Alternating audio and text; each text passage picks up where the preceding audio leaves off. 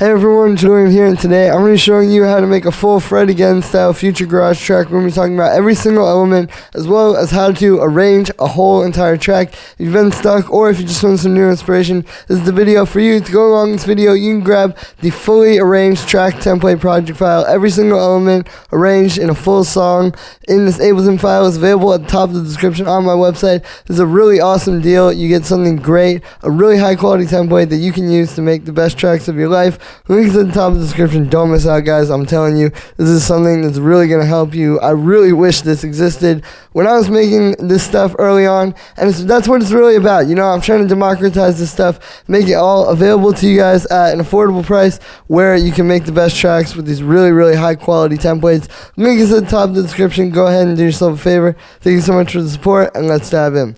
Alright, so we're at 132 BPM, and the first thing up here is really the main groove, which is going off of this kick and the snare. So that's really what this is all sitting on, right? It's just this big fat 909 kick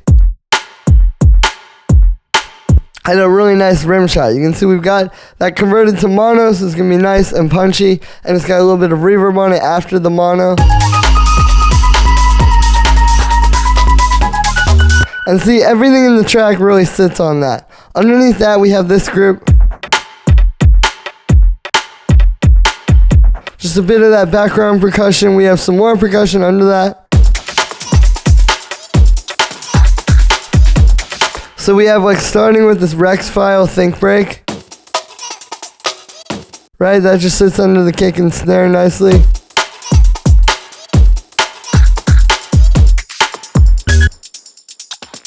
This, which is like just a few percussion hits and like a tambourine.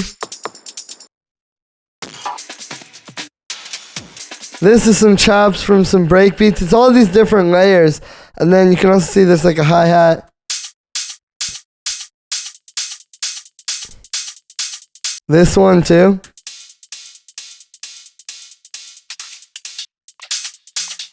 Some more there. And then the last drum is this ride, which has a nice groove, right? But what you can really see with the drums, so it's all those different layers, but it's also the arrangement. When you have all these different layers, you can use that to arrange the track, right? Like, you know, you can start just like this.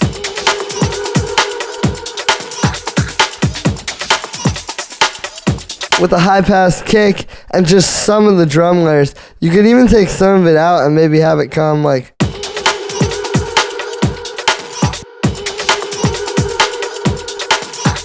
you know, like that, have it come in, and you can use all these different layers and all this different stuff that's happening to create an arrangement. Even here at the end of the track, you know, you get to the end, and then you just get this nice little groove where this percussion comes back.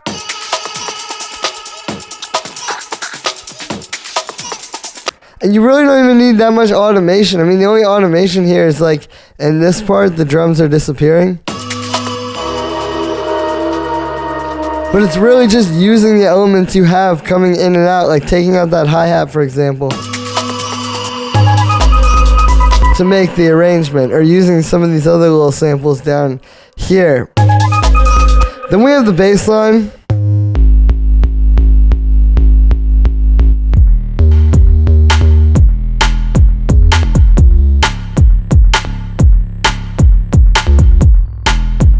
So you can hear that's grooving off of the kick and snare, right? Like I said, that is really the main groove with something like this that all of this has to bounce off of.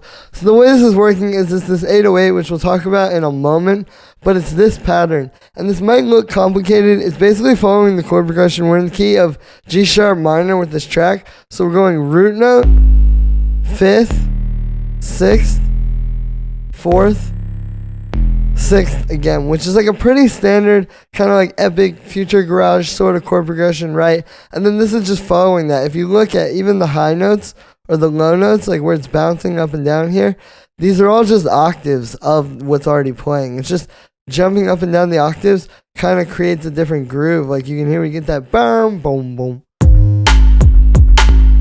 So that's all that is. For the actual sound, what's happening here is it's this 808. Here's the original 808 sample that I'm using.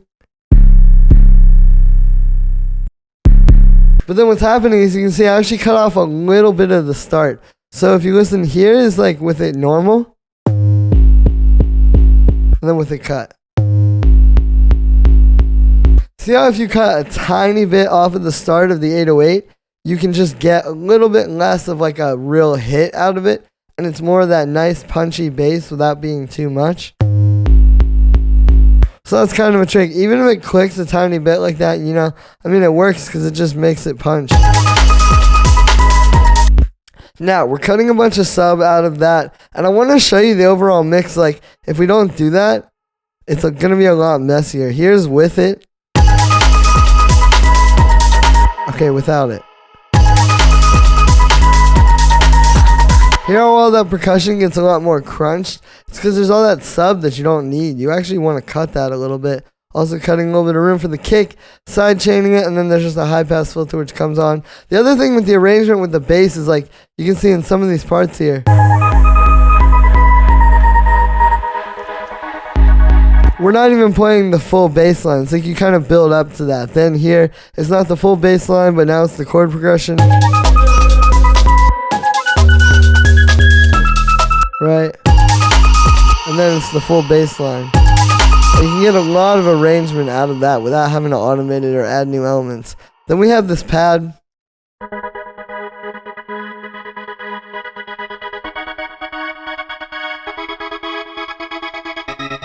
Now, this is following the chord progression that bass line was. I mean, that is the chord progression of this track.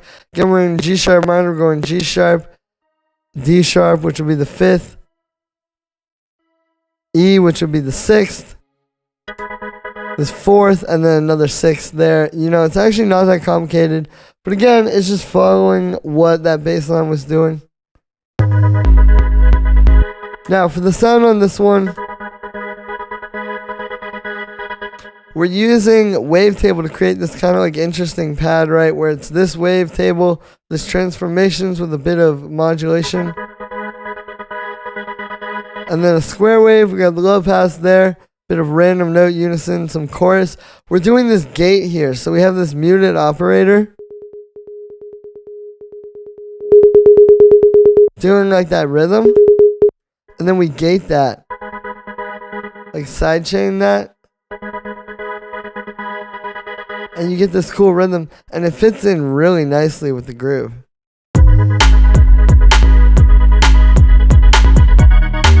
And we have that on other stuff too that I'll show you, so you can get like this really nice cohesive sort of feel. We have a bit of echo, some reverb, and then a low pass filter.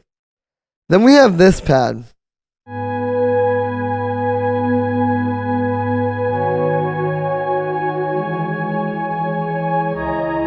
Which is actually playing the same MIDI as that last one, but you can see this is a great arrangement tip. Is like, this doesn't come in anywhere except for this break, like 2 minutes into the track, right? So what's happening is you're hearing the track over here with all these other elements, and then this comes, and it's like something brand new that you haven't heard anywhere else in the track. And that's a really good tip because you can make it feel just like a lot more exciting at this part to not just reuse something that you've already heard, but all of a sudden now there's this brand new ambient pad. Even if it's the same MIDI, it's new enough. That's just this operator pad, right? A bit of FM synthesis with some sine waves, some reverb, a bit of echo, a bit more reverb. And then there's this automation here. So there's a low pass and a high pass filter, right? Like at the end there, automating up. But there's this reverb here and this auto pan. So check this out.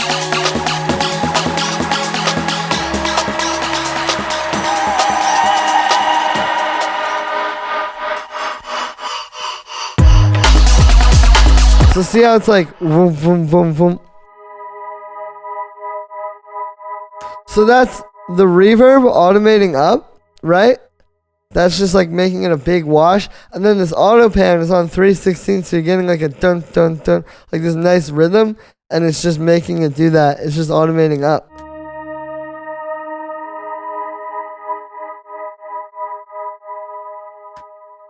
And yeah, it makes a really nice transition. I have this on a few of these things here, like even this vocal.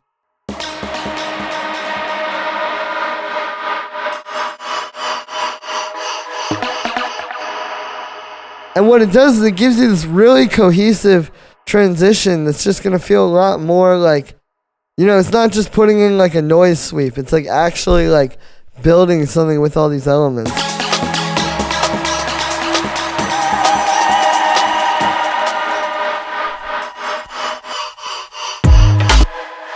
So then we have this kind of like motion pad.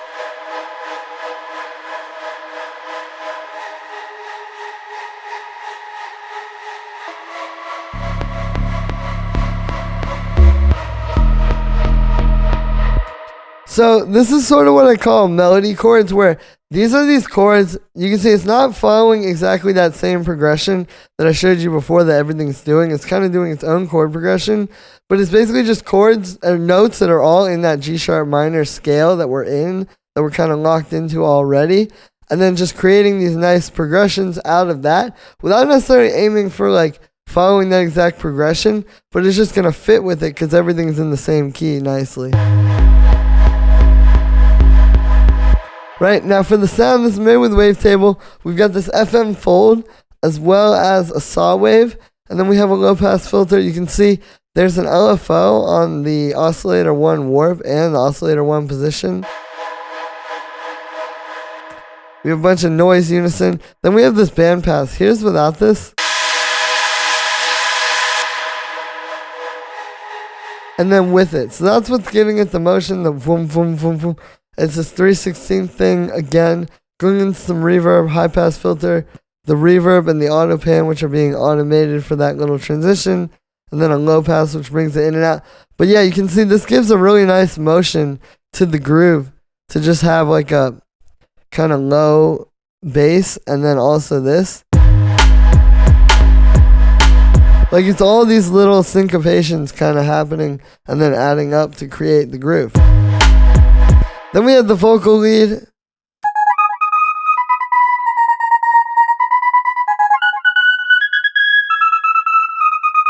So, the way we're creating this is first off with the notes. It's pretty simple. It's these melody notes in the key of G sharp minor, mostly like the 5th, the 6th, the minor 3rd, voices like that. If you listen, it just fits well over the bass.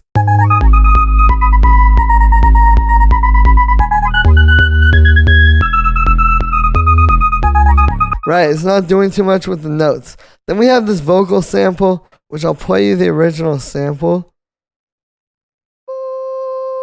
Like a clean vocal, right? We stretched it out with this warp here.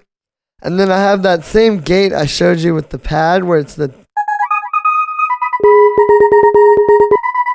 Right, so you can get kind of a cool movement between those two. And then we just have a bit of echo and a high pass filter. It's actually pretty simple, but I think it can seem really crazy when you hear that originally. Especially the first time I heard it, I was pretty surprised. But yeah, it's actually just kind of like a bit of that gating. Then we have this last lead.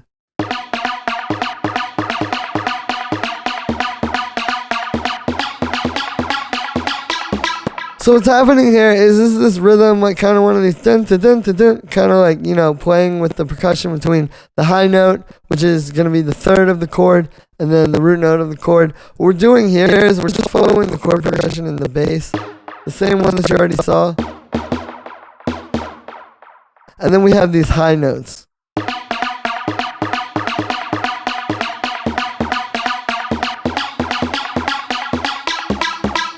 Which is just kind of walking on the scale. The key here is just pick a few voices and really stick to those and keep everything really close by, right? So we've got that. And then we have, for the actual sound, it's made with Wavetable. We have this vocal, like VOSM, as well as this clip sweep. You see there's envelopes on the position of the oscillators, as well as on that low pass filter, plus a bunch of automation on the low pass. You know, bring it to life and arrange it. We have a little bit of this amp. Here is without it. And then with it, you can see it just blended on there, but it adds a bit of color. We got a bit of delay, a bit of reverb, the reverb and auto pan for the transition. And that is the last synth. Then we have all these vocals, as well as the effects. You can just see pretty much everything down here is kind of like just all these background little sounds.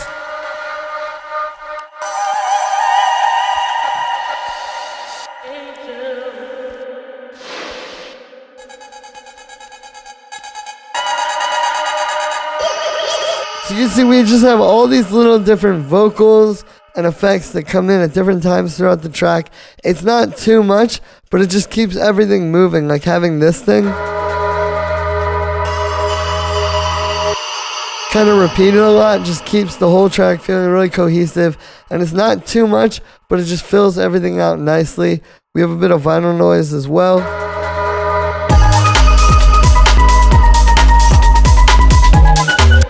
And yeah, so that's going to be it for this one, guys. I hope you enjoyed. As always, make sure to like this video as well as subscribe. And let me know what you think of this video in the comments. Like I said in the beginning, you can get this full project file, samples, MIDI, presets, the entire template is available at the top of the description on my website. Definitely don't miss out. It's a really, really great template, I promise. This is one of the best future garage templates on the market. And you can get it today for a very accessible rate on my website. Thank you so much for the support, everybody. Every little bit helps. And I'll see you tomorrow with another video.